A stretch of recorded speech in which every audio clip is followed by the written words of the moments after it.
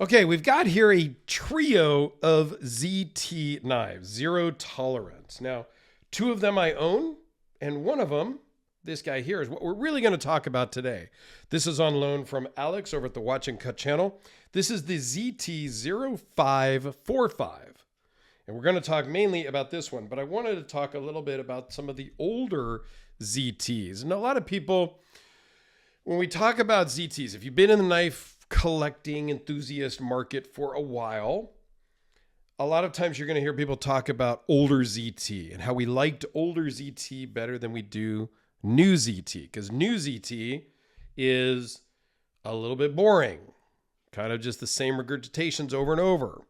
Old ZT was more fun. This was a collaboration that they did with RJ Martin, the 0600. And I love it. I don't carry it much, but I bought it because it goes with my full custom RJ Martin. So I figured I should have the production collaboration version. Okay. Super exciting, super cool. Probably overpaid for it on the secondary, getting it later.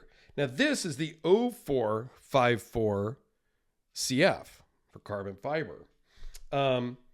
This one I got turned on to by my older brother Griff, who had one, and it was his jogging knife, I think. And so he told me about it, and it was small and whatnot. So I found one, I think on eBay or something years ago on the forum somewhere, and I bought one. And yes, this became my jogging knife. Yes, I'm that guy. When I go out for a jog, when I was doing that before my knees told me to go F off, I would carry a knife because you just never know. So sometimes when I do walking, I go out for a walk or something, I do grab this because it's lightweight at 2.4 ounces. And it goes with me because you just never know if you're out on your bike, if you're out for a jog, if you're out for a walk around the neighborhood, you might want a knife, right? Like rule number 9. Never go anywhere without a knife. Okay. So I practiced that even when I went out jogging. However, fast forward to today, actually this came out in 2023, the 0545, very similar in size to the 0454.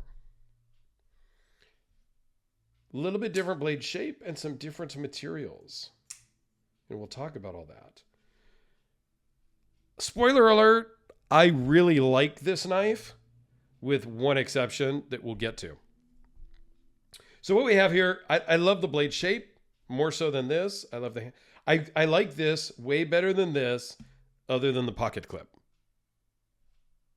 Okay. I love the stonewashed. I love the dark stonewash on the backside. This one is just coated. This is titanium. I think this is titanium also, with steel lock bar inserts. They're very similar, but this pocket clip, okay, it's a crazy deep pocket clip. It's deeper than the knife, which if you follow my channel for more than 2 videos, you know I dislike that. And it curves up quite a bit right here at the tip and is a little uncomfortable when you're grabbing the knife. It is a hot spot. If you were to grab this, you know, with any sort of force, that tip of the pocket clip does sort of dig into your hand depending on how you're holding it. Now, it's not the end of the world. It's not the worst thing about it is that little bit of a, I'm not even sure I'd call it a hot spot. It's more like a warm spot, if you will. Okay. The action on it is great. It's on KVT bearings, MagnaCut steel, carbon fiber scales. So it's got all the stuff I like. But that pocket clip is a little awkward getting in and out of the pocket. It's very short. So it's got some spring to it, but not a lot. And going in and out of the pocket is a little tight. Sure, I could try to bend this out a little bit, loosen that up myself. It's still not going to get around the fact that it's very deep carry. And so there's not a lot to grab onto to pull it out of your pocket. So I end up grabbing it here and kind of sliding it out of my pocket slightly and then grabbing it and pulling it out. So it's, yeah, in and out of the pocket, not my favorite. Other than that, I really like it. This one weighs in at 2 ounces. Now, it's not 1.6 ounces like the VC Edge interface, but the VC Edge interface is giving you a lot bigger knife if we put them pivot to pivots. So this is a 3.2 inch blade. This is a 3.6 inch blade. So you're getting a different knife, and we can't really compare the weights because they're different. And this is just crazy. It is a short pocket clip as well, but it just works super, super great. And I've done videos on that VC Edge. I've done videos on several VC Edge, actually, interfaces. So let's get into the details on this. 4 3/8 closed, and that includes that protruding pocket clip, okay? I included that in all of the dimensions. So 7.5 overall, again, including the pocket clip. 3.2 inch blade, 3.14 inch cutting edge, 0.021 behind the edge. I would have thought that might be a little bit thinner behind the edge because the blade thickness overall is 0.088. So it's very thin to begin with. It's a full flat grind. So they start the grind way up here and go down. This one here is a more traditional grind where they start the grind here and go down. So you should get, in general, a much thinner, slicier blade with a full flat grind. Okay? Magna Cut. I think Magna Cut is a good steel. My RJ Martin Q36 over here is in Magna Cut, and it's probably one of the sharpest knives that I've ever owned out of the box. And it has stayed relatively sharp, and I've used this a lot for moving, cutting boxes, and things like that. This one is relatively brand new. Alex got it not too long ago, and it is sharp, but it is not as sharp as the RJ Martin was new. Let's just see how the RJ Martin does now.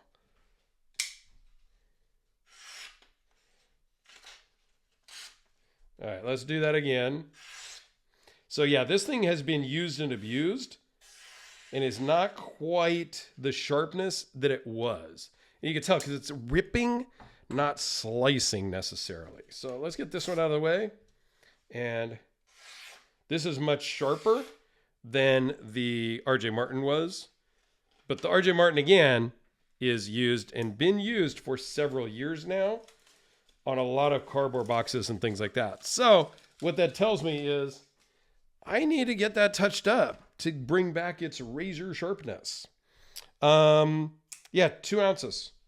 Overall thinness is 0.373. So it's a little bit thinner than its predecessor, the 0545. So yeah, they're the whole numbering thing, I'm never going to fully understand and remember all the ZT numbers. Just never going to happen. At least with like Spyderco and other makers, like, sure, there's a number associated with this Delica, but it's a Spyderco Delica.